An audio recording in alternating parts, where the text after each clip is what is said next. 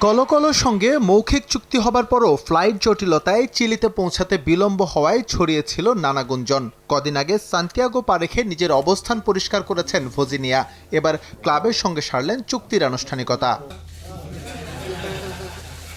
আপাতত চিলিয়ান ক্লাবটির সঙ্গে কেপ ভার্দে গোলরক্ষকের ৬ মাসের সম্পর্ক। সময়টা দুপক্ষের জন্যই ভালো কাটলে এই সম্পর্ক স্থায়ী হতে পারে আরও ১ বছর, অর্থাৎ ছোট্ট একটি ক্লজে সব মিলিয়ে ১৮ মাসের চুক্তি। কাগজে কলমে সে আনুষ্ঠানিকতা সেরে উচ্ছ্বাসের কথাই শুনিয়েছেন ভজিনিয়া।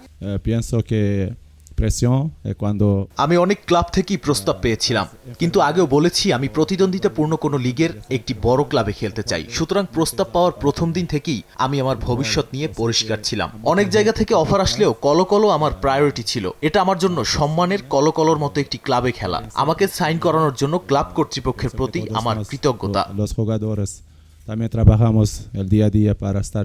ফুটবলে ভালো করতে চাইলে দলগত পারফরমেন্সের বিকল্প নেই। প্রশ্ন ওঠে, কেপ ভার্দের হয়ে বিশ্বকাপে আলো ছড়ালেও চিলিয়ান লিগে রাখতে পারবেন কি তার ধারাবাহিকতা? সেই সংশয় অবশ্য ভজি উড়িয়ে দিয়েছেন প্রথম দিনে। সান্তিয়াগো পা রেখে সতীর্থরা তাকে সাদরে গ্রহণ করে বুঝিয়ে দিয়েছে তারা কতটা আন্তরিক। এবার নিজের সর্বোচ্চটা উজাড় করে দেয়ার পালা।